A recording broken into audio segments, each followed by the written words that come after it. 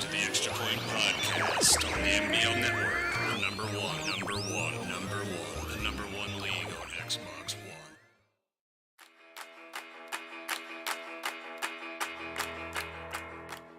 One. Alright, MBL, welcome back to the Extra Point Podcast, episode number 21. Today I got with me my co-host Project Fat, and we're having a new guy on here today. We're going to have Doughboy, owner of the Redskins, and we're just going to go ahead right into it today, doing something kind of new. We've done power rankings before, but we've mostly done the top 10 power rankings. But now that we're in week 2 of our season here, we're going to go ahead and we're going to do a full 32 team power ranking. We're going to break down every single team, in our opinion, from the worst to the best. So I'm going to turn it over to you, Doughboy. Give us 32 to 21. Who do you got there? At number 32, we have the Chicago Bears. They finished last year at 2-14 and currently are 0-2. Bob, the owner, put a lot of faith in his first-round pick, Wilson. Hasn't yet really fielded. He does have a decent passing defense with the 4th in the league, but with 13 points per game, he needs to start scoring more in order for him to win. At number 31, we have the Packers. They were 3-14 last season, but this season they got a new owner and 1-1. The new owner is still trying to figure out the team, but Eddie Lacy is running great. Rodgers is yet to really have a blowout game. I think he's trying to learn the new playbook, but they did pick up a good safety in Grayson in the draft this season, so I'm hoping he's the missing piece on the defense. At number 30, we have the Bucks. They were 2-14 last season, and this season they were 0-2. The Bucks did a lot of wheeling and dealing in the draft, and were able to move back and get a lot of second rounders and picked up some really good linebackers. They actually got 4 linebackers, and it looks like Tariq Evans, the rookie, is going to be a star. But I believe with their moves they made, they have 3 firsts this upcoming year and are still about a year away from competing. And Jameis Winston and Mike Evans probably need some help on the offensive side. At 29, we have the Ravens. They were 3-13 last season, and this season they are 0-2. Pricey has acquired Ryan Nassib in the offseason and went pass happy in the first game, throwing the ball up and leaving the running back on the sideline. If they can put their offensive together, they might be a solid team to compete down the road. At number 28 is the New Orleans Saints. At 3-13 last season and 0-1 this season, they are looking to turn things around. They had a really good draft and got halfback McCray to complete their offense to go along with Riley, their quarterback from last year, and then the receivers Gordon and Cooks. If they can get the offensive clicking, they're going to be dangerous down the road. At number 27, we have the Jags. They were 3-13 last season, and they're 0-1 currently. They've done a ton of drafting. They have a star quarterback in Belton, but he's yet to be able to figure out how to play in the offense. TJ Yeldon's still a workhorse, but how many more years does he have left? Hopefully the rookie Alex Lopez is going to be able to change the defense and make them more consistent to be able to compete. At number 26, we have the Jets. And Delvar's team is 5-11 last year and 0-2 this year. They're hoping they struck gold with their rookie QB Harrison to go along with their young receivers and their beast halfback Riddick. But the defense is still looking for players to step up. The first game of the season, they gave up 389 yards in passing. That's not going to cut it down the road. At 25, we have the 49ers. They were 5-11 last year, and they're 0-2 this year. The Niners really haven't found an identity on offense. They put up 0 points in the season opener. They have a great star quarterback in Nick Leonard, but he has not yet figured out how to play to their offense. Bowman on the defense is keeping the team in games, but I'm hoping that they can get some offensive going in order for them to get some wins this year. At 24, we have the Dolphins. They were 5-11 last year. They are 1-1 currently. Tannehill, Miller, and Landry have had time to gel now, and it's time for this team to step it up. They were 4th in passing and 9th in rushing in the first game this season. And they're hoping the rookie Slaughter at the cornerback is going to be able to improve their defense. The Eagles were 5-11 last season, and October's 1-1 currently. They let their star running back Murray go in the offseason, and they handed the whole team over to the QB Patrick, who's up for a contract year. Can he get it together with his great receivers with Matthews, Aguilar, and Sanu picked up in the offseason? He's going to need to score more than 7 points, which he did in the season opener, in order to bring this team back to the division like they were a few years back. At 22, we have the Colts, and Homer Hankey was 6-10 last season and is currently 1-1. They do have Andrew Luck, who is the best quarterback statistically in the league, but yet has not had quite figured out how to get the ball down the field. They've spent 2 back-to-back first-rounders on halfbacks with Taylor and Broussard, so hopefully they'll be able to get the offensive running, but yet they're 28th in points right now. They're going to need to improve that in order to win the division. At 21, we have the Browns. TFA was 6-10 last year and is currently 1-1. He's always done solid drafting, and they built a solid roster with halfback Torian Parker, 2 bookend ends, McNeil and Patrick, and a potential defensive rookie of the year in LaQuinton Paul. However, I still have my doubts with Johnny Manziel as the quarterback with this team. Now I'm going to pass it off to Project Fat to go over more teams. No, actually, I'll take the next ones here, and I want to touch too. Definitely in your side there, we had two really big wild card teams with the Packers being one and the Dolphins being another one. Unisolated in the Packers, this is his first couple games, so it's really hard to gauge where these new guys are going to be at. So putting him at 31 is solely looking at the Lions and the Vikings just sitting atop his division and the roster that was left over to him from previous owner. So he could definitely be a team that could really be on the rise, as well as the Dolphins too. They play in a kind of a weaker division. The Patriots have pretty much been dominating it, but there's room for that number 2 team, and it's tough to see how Juggernaut's going to control his team so far, because we haven't really seen him too much last year. So we'll see how that plays on the stretch. But we'll get in now. I'll cover number 20 to 11. And these first 3 teams I got here are teams that I think have a ton of upside. At 20, we have the Cardinals. This is a team that last year I really, really liked. I thought the Cardinals were going to do some big things last year. I loved their draft they had 2 seasons ago. They have such a young offense with their halfback and Wheeler, the quarterback they just re-signed to, I believe, a 6-year deal. I really love their offense, really, really young, and right now they're sitting tied for top of the division, 2-0, tied with the Seahawks. I could really see some big things from the Cardinals this year. I really think that they're going to go ahead and sneak into the wild card. So that's who we have at number 20. At number 19, we have the Bills, another team that I really, really liked last year, but they just didn't perform. They're 1 year removed from being, I think they were the division champions and losing to the Dolphins in the playoffs in the wild card round, and that really kind of just sent them spiraling downward last year. They had a really poor season, but they have the team, they have the personnel to get it done, and like I said, with the Dolphins, it's a weaker division, so they have room to take that top seed right now, and there's definitely a chance for them to win this division as we come down the stretch. At number 18, the next team that I really like is the Texans. This Mike and his Texans here, he has really turned this team around. He has had some top picks in the draft the last couple years, and then last year he went and knocked off, I think, 7 wins, and I think his highest before that point was like 4 or 3. So he's really turned his team around.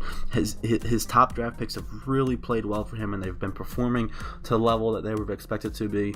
And this year he's going to be challenging this division. Right now he's tied for the top, 1-1 with the Colts. So we'll look for some big things from the Texans this year. At number 17, a team that I know all too well is the Dallas Cowboys. Last year was really their turning year. They had I think they finished 1 game above 500 last year, and they really turned it around, because they were the bottom dwellers for the last 2 years in the division. They were always down on the bottom, but last year they fought me to the end both times we played, and they fought a whole bunch of teams. They upset some teams, and even though they just lost this past week to the Lions, it was fought to the end. They lost by 1 score to the Lions, who are arguably the best, or the top 3 best in the league. So that's a good team right there. At number 16 here, we have the Titans. Train last year really had his coming out party for his team. They were another team that was kind of towards the bottom of the division, 1 game out of first place a couple times, and now last year they went and dominated the division, took the division by storm, and they're looking for a repeat. They moved on from Mettenberger a few years ago, go to Mariota, and they're really wanting him to be the guy going forward. At number 15 here, we have the Raiders. Project Fat just picked up one of probably going to end up being one of the biggest upsets the whole season, beating the Chargers. The Chargers were heavily favored to dominate this division, and Fat won 7-6 with the Raiders. They're off to a hot 2-0 start right now, sitting up top of the division. Still waiting on the Chiefs game to see if the Raiders are going to be the lone spot number one, but huge game, huge upset for the Chargers. Chargers are 0-2 right now. Raiders are 2-0. Definitely look for the Raiders coming down the stretch. This could be their year, so we'll see how that turns out for them. At number 14, we have Sonny and his Bengals. 1 year removed from the Ryan Nassib experiment, didn't quite work for him. Went back to Andy Dalton, who is his quarterback now, and so far he's been performing well. He's 2-0 right now for this year, and he's sitting up top of his division, tied right now with the Steelers. He gave that huge contract to Alteron Werner in the offseason. He really needed a cornerback, and he made sure he was getting it. If that's going to pay off for him, we'll see down the stretch. So far, Werner's really been living up to the money. So we'll see if that defense can turn around for what's been a consistently good offense so far in MBL. And then let's move up to number 13 with the Broncos. This team is really on the shoulders of their rookie quarterback, Cole Parker. He's the lifeblood of this team. He dictates how the game's going to go. And right now they're sitting at 1-1. They had a pretty good season last year, and unfortunately though, they're in, if not the toughest division, one of the toughest divisions in the league. So they can't really afford many losses. They're going to be battling, even the Chargers are 0-2 right now, they're going to be battling them, they're going to be battling the Raiders, battling the Chiefs. Everyone's going to be fighting for that number one spot, and it's going to come down to 1 or 2 games. So the Broncos can't really afford too many more losses coming down the stretch. At number 12, we have another AFC West team, the Chiefs, who we have placed a little bit above the Broncos here. The Chiefs last year, with Bortles, just terrible start. They were not getting it done, but by the end of the season, Bortles had, I don't know what it was, but he just turned a corner. It's like he finally saw what he needed to see at the NFL level, and he tore it up at the end of the season last year. So the Kansas City Chiefs looking to ride on top of that. They got some good receivers with Macklin and Conley. They're looking to let Bortles and those guys lead the team. This really is going to be probably the last year for Jamal Charles on that team. He's getting old, losing some speed. They want to get it done while he's still there because he is a huge part of that offense. At number 11 here, we have Doughboy and his Redskins. This is the team that probably finished the highest out of any single team last year. They went on a huge win streak towards the end of the season, and I believe they finished 10-6, 1 game out of first place. And now so far, starting the season off, they're 2-0. I got to give it to Doughboy. You've really turned this team around. You've done really well. Your rookie quarterback, what's his name, Gavin Dennis. Dude's been phenomenal. The wide receiver you drafted last year, Williams, he's great compliment out there to Deshaun Jackson. This is one of the top offenses. Great running attack led by Alfred Morris and Ryan Schuerman. They are a very dynamic duo, and this team is really a good defense away from being the top of the NFC East right now. So props to you for turning that team around. We got you ranked number 11 here. So let me go ahead and turn it over to Fat now, and you can go ahead and give us our top 10 for the Power Rankings. All right, cool. I will go ahead and wrap this thing up for you guys. I'm going to go ahead and call this the Wise Up Top 10, if y'all don't mind. But first team, number 10, is the Minnesota Vikings. They did really well last year. They finally, I would say, challenged the Lions for that division, although they still ended up winning that division, pretty easily. But I think the Vikings are definitely headed in the right direction. They made the playoffs, like I said, last year. Their offense is great. They've got a lot of young talent. They continue to build their offense. Now I just think they need to focus on the defensive side of the ball. I don't know if they've done it yet this season. They did add one defensive tackle there in the draft. young guy that could possibly make into something a little bit more later on. So I think right now they deserve that 10 spot. At number 9, I've got the Rams. We've got the Rams at 10-6. They, kind of same thing. I think their defense has been kind of falling off a little bit. But I think they still made some good pickups here in the offseason. They got outside linebacker Brian Arakpo. They added the number 1 overall talent, Brad Pugh, at tight end. So they added a couple pieces there, but I think that they might be falling behind the Hawks here a little bit. They lost the division to the Hawks last year. They were back-to-back division champions this 2 seasons before that, and I think they're kind of starting to fall back a little bit. So it'll be interesting to see where they go, but I still think they got some good talent there on that team. Next up will be those Seattle Seahawks. They also finished 10-6 last year, but they are currently at 2-0 right now, and I think they had a pretty good draft. They did move up to get some guys. They added a really good wide receiver in Spencer Hayes. They also got probably the best linebacker in the draft in Darius Pruitt as well.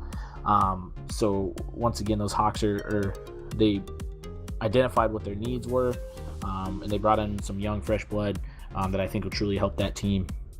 Number 7 on the power rankings is going to be the San Diego Chargers. They dominated the division last year at 14-2, made it to the Super Bowl, lost there, but still a really good team. They're off to a sluggish start, 0-2 right now, as Tom alluded to a little bit ago, but I still think they're a great team. I think they'll be there at the end, fighting for the playoff spot, most likely fighting for that division as well. Added KJ Wright and Lawrence Timmons to the linebacking core, and I think they have a pretty good, solid defense as well. So I'd continue to watch the Chargers be a team to beat. Next up would be the Carolina Panthers at number 6. This team has been living in the shadow of the Atlanta Falcons for a while, but they haven't been doing it in a sense that they're not good because they're very good. Cam Newton arguably had an MVP season last year. But they still fell a little shy. They did not win that division crown, and they fell short. I think right now for that team, with them playing as well as they have been, if they don't make it to a Super Bowl, I don't think it's what they're. I don't think it's a winning season for them at that point. But I think they can do that this year. They're off to a great start at 2-0. I think this might finally be the year they can be ahead of the Atlanta Falcons at the end of the season. Number 5, I'm going to move to the New England Patriots. Another team, great season, 15-1, won that division easily. They added some depth as well. Trent Cole, Monty Ball, some role guys there. But they also got a pretty good wide receiver in Victor Locke. They also moved up in the draft. But they are off to a sluggish start as well. They've played some close games. A couple of tough opponents early on in the season. I know they just lost to, I believe it was Lip and the Steelers. So tough start to their season for them. But I still think that they can get it turned around and become that 15-1 team that they were last year. Next up, number 4, are going to be the Tom and his New York Giants. These guys were some tough luck losers last year. They lost their guy in Teddy Bridgewater late in the season. Never got him back, and I just don't think they were the same team after that. So I think that they're off to a 2-0 start here. They're back-to-back division champions there in the NFC East, and finishing at 11-5. I don't think that shows how good that team actually was. So I continue to watch this team. They're only getting better, surprisingly enough. They added DeMarco Murray in the backfield to help, with some leadership there on that team, and to possibly put together a little bit of a running game so Bridgewater doesn't have to do it all himself. But Bridgewater stays healthy. I think this team can go far. Next up is the Pittsburgh Steelers, Lip. Also back-to-back champs at division championships, 13-3 last season, off to another hot start, 2-0. Now the craziest thing for me is they got a guy by the name of Lucky Jordan, and I'm hearing more about him than I'm hearing about Ben Roethlisberger at this point.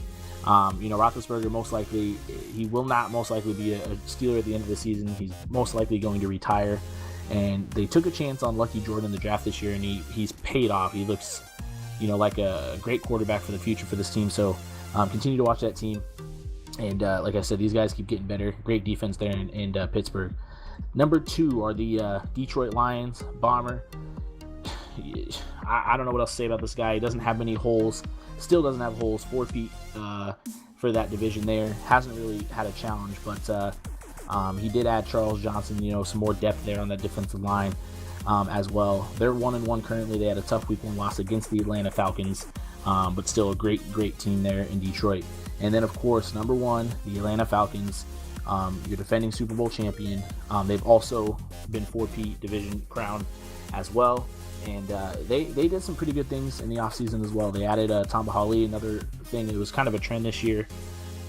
Teams were adding some role player guys just to help on their depth chart a little bit. And then they also added Joey Bell, pretty good quarterback. Obviously, everyone knew Matt Ryan. He went out on top, looking like a true hero there in Atlanta. But they added Joey Bell. The guy looks really good as well. Another great young quarterback. So I think that they're able to get Matt Ryan, done in his career there in Atlanta, and bringing this guy is fantastic for them. But, being the defending Super Bowl champ, I think it was an easy choice for the number 1 there, obviously between them and the Lions. But I think that'll do it for our power rankings here. Yeah, so there we go with our full power rankings. Love us, hate us. I'm sure we're gonna hear both sides of it. Teams thanking for their spot, teams saying, "The hell you got me that low for?" So it is what it is. Before we head out here, hey guys, yeah, I just got a question because I was thinking back. We were talking about the Miami Dolphins and Jugs, the new owner, taking over, and I really think that he's going to be the guy out of my teams to move up. His offense looks really good. He actually has Kaepernick playing quarterback over Tannehill, starting off great, 532 yards so far. Who do you guys have moving up or down if you had to pick one team out of your choices in the power rankings before we get out of here? Just curious. So if I'm looking at my spot between 20 and 11, like I said, there's so much promise in where I'm looking at, because these are the teams that are looking to make the jump forward, and I think there's a lot of promise. But if I'm going to talk about the most likely to move up, it's probably going to be the Bengals in my opinion. I think that they're starting to figure out the defense. The defense is starting to come together. I think Werner's going to play as they've paid him to play. And I wouldn't be surprised to really see them pushing Lip, who we have at number 3, for the division at the end of this year. All right, so that's so we're gonna have wrap that up now. Like I said, real quick though, before we go, wanted to thank MBL for the recent NCAA bracket. We had J Moon win that, and I believe Train came in second. And then make sure you guys also check out the next giveaway we're having, which is the Astro A40 headset given to us by McGiblets here. All the guidelines and how you get the points for the raffle is on Twitter, so make sure everyone goes ahead and check that out there and see how you get that. I also want to thank our sponsor, Hollywood Sports. Make sure you check this guy's YouTube out. He's got some great videos out there. He's all about the sim sports, every sport, sim. He's a big sports guy. Make sure you guys check him out. And also SGO, been writing some articles for them, some really good stuff. Got a couple reviews up there, a couple articles, CFM wish list, gameplay wish list. It's all on there. Go check that out. Leave some comments on that. Tell me what you guys think about that. But thank you guys for tuning in to our 21st episode here. We'll see you guys back here in a couple weeks when we cover the league again. Thank you guys.